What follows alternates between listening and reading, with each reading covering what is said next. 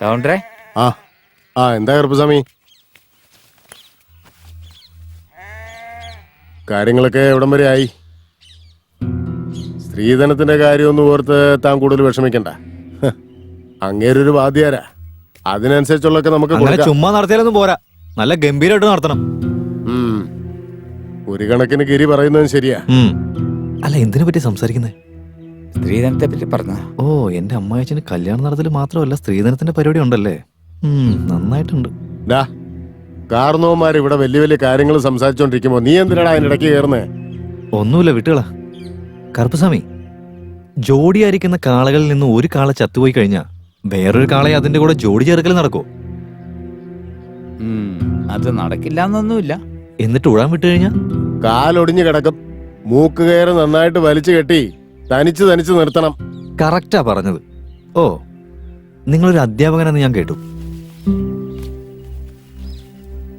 അതെ സാറേ, ഞാൻ പ്രായത്തിൽ നിങ്ങളെക്കാളൊക്കെ ചെറുതാ. എന്നാലും ഏതോ ഒരു കഥാപുസ്തകത്തില് ഗാന്ധർവ വിവാഹം വായിച്ചിരുന്നു. ഈ ഗാന്ധർവ വിവാഹത്തിന് ഒരാളുടെ സമ്മതം ആവശ്യമില്ല. സ്ത്രീയും പുരുഷനും സമ്മതിച്ചാൽ മതി, അവർക്ക് ജീവിതം തുടങ്ങാം.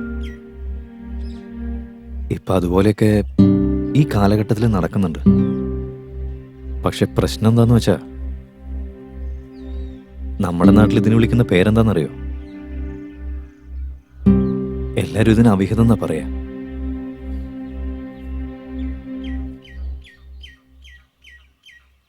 എത്ര നാണം കെട്ട നാട്ടുകാരാണല്ലേ.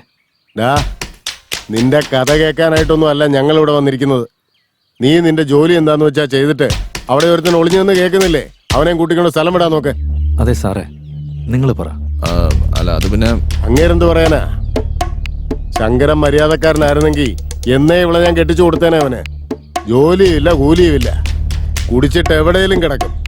അവൻ ഇവിടെ നോക്കുമെന്ന് തോന്നുന്നുണ്ടോ? ഞാനും ഒരു പെണ്ണിന്റെ അച്ഛനാ. ഒരു പെങ്കൊച്ചിനെ ആരുടെ കൈ പിടിച്ചു കൊടുക്കണമെന്ന് എനിക്ക് നന്നായിട്ടറിയാം. എത്ര കല്യാണം ഞാൻ നടത്തിയിട്ടുണ്ട്. അവരൊക്കെ ഇപ്പൊ സുഖമായിട്ട് ജീവിക്കുന്നില്ലേ? ഇവനൊക്കെ പറയുന്നത് കേൾക്കേണ്ടി വന്ന എന്റെ തലവിധി. അങ്ങോട്ട് കൊടുക്കുമ്പോളെ.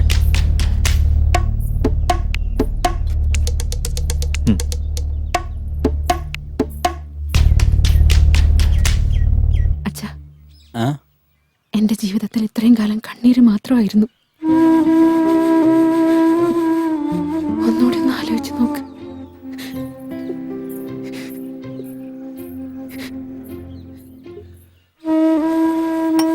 കൗണ്ടറേ, ഗിരീഷ് പറഞ്ഞതിലും കാര്യമുണ്ട്. ഒരു തവണ നമുക്ക് തെറ്റുപറ്റി പോയതാ. ഇനിയും അതുപോലൊരു തെറ്റ് ചെയ്യാൻ നിൽക്കണോ?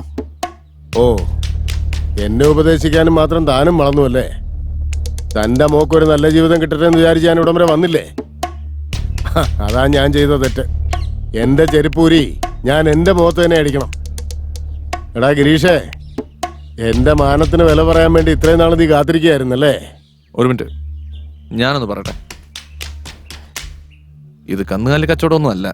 തോന്നിയ ദിവസം പോലും ഒരു തീരുമാനം എടുക്കാൻ പറ്റില്ല. ഒരു പെൺകുട്ടിയുടെ ജീവിതത്തിന്റെ കാര്യമല്ലേ, അവളുടെ ആഗ്രഹങ്ങൾ ചോദിച്ച് മനസ്സിലാക്കി അതിനു പറ്റിയ നല്ല തീരുമാനമെടുക്കും. പ്രായപൂർത്തിയായ ഒരു പെൺകുട്ടിയെ കുടുംബത്തിലെ ഒരു ഭാരം ഒഴിപ്പിക്കുന്നത് പോലെ ഏതെങ്കിലും വീട്ടിൽ നിർബന്ധിച്ചങ്ങ് കെട്ടിച്ചയക്കും. ആ പെൺകുട്ടി കുടുംബത്തെ നാണം കെടുത്താതിരിക്കാൻ ജീവിതം മുഴുവൻ അവിടെ കരഞ്ഞു തീർക്കും. അവിടെ നടക്കുന്നത് ഒരു കുടുംബമല്ല, ശരിക്കും കൊലപാതകമാണ്. അതെന്തായാലും എനിക്ക് ചെയ്യാൻ താല്പര്യമില്ല. കൗണ്ടറേ, എനിക്കിത് കിട്ടേണ്ടത് തന്നെയാ. ഇവരുള്ള ഒരുത്തിനെ കൂട്ടിക്കൊണ്ട് വന്നിട്ട് നമ്മുടെ മുഖത്ത് നമ്മൾ തന്നെ കരിവാരി തേച്ചതുപോലെ ആയി.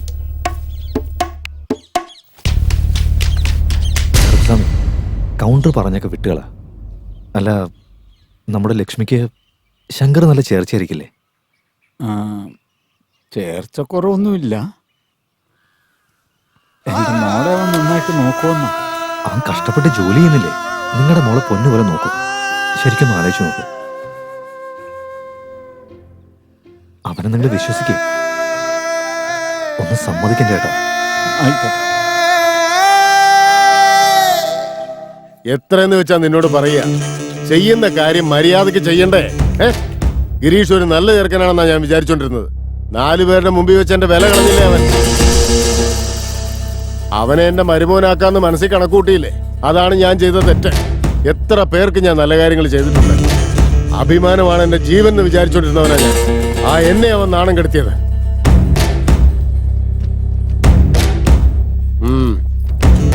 നിന്റെ അനിയനോട് പെട്ടെന്ന് ഇങ്ങോട്ട് വരാൻ പറ. ഇവളുടെ കല്യാണത്തിന്റെ കാര്യങ്ങൾ ആലോചിക്കാൻ വേണ്ടി. ഒന്നുകൂടെയൊക്കെ ഒന്ന് ആലോചിച്ചിട്ട് പോരെ. കൊണ്ടുപോടി.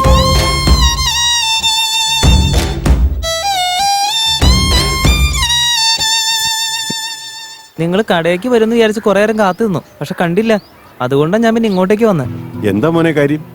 നിങ്ങൾ ഇന്നലെ എന്നോട് പറഞ്ഞ മോഷണ കഥയിൽ എത്ര പേർക്ക് പങ്കുണ്ടെന്ന് പറഞ്ഞില്ലല്ലോ. ഇന്ന് എന്തോ എനിക്കൊരു സുഖമില്ല മോനെ. അതിന്റെ ബാക്കി ഞാൻ വേറൊരു ദിവസം പറഞ്ഞുതരാം. എനിക്ക് മനസ്സിലായി എന്തുകൊണ്ട് ഇത്രയ്ക്ക് വിഷമിച്ചിരിക്കുന്നെന്ന്. എൻ്റെ അച്ഛനപ്പോ വഴക്ക് പറഞ്ഞ കാരണം കൊണ്ടല്ലേ. ഇതെല്ലാം ആ ശങ്കരേട്ടൻ കടയിലേക്ക് ആ ബെഞ്ച് വെച്ചതിന് ശേഷമാണ്. അതവിടെ കൊണ്ടുവച്ചതിന് ശേഷം എല്ലാവരും വട്ടം കൂടി എന്തൊക്കെയോ സംസാരിക്കുന്നുണ്ട് എപ്പോഴും. ആ ബെഞ്ചിന് ഒരാൾ പെണ്ണുമ്പിള്ളാന്ന് വിളിക്കുന്നു. ആ പെണ്ണുമ്പിള്ളയാണ് മെഷീനെന്നും പറയുന്നത് കേട്ടു. ഇതൊക്കെ ആ ശങ്കറിന്റെ പരിപാടിയാണെന്നാ തോന്നുന്നത്. മോനെ നീ പോവാൻ നോക്ക്. ഇൻസ്പെക്ടർ സെൽവരാജൻ സാറല്ലേ? കൗണ്ടറേ, എന്തിനാ നിസാര കാര്യത്തിന് ഇങ്ങനെ പരിഭ്രമിക്കുന്നേ? ദേ നോക്കിയേ, നമ്മൾ പ്രതീക്ഷിച്ച പോലെ ഒന്നും നടന്നില്ലെങ്കിലും അതിനേക്കാളും ഭംഗിയാവുന്നു. എന്റെ സ്നേഹിതനൊരാളുണ്ട്, എത്ര അപാര കലാകാരനെന്നറിയോ? സ്റ്റേജിലുള്ളവരൊക്കെ അതിശയിച്ച് വിറയ്ക്കും. ദേ വന്നോണ്ടിരിക്കുക. ചെല്ല്, എല്ലാം ശരിയായിക്കോളും.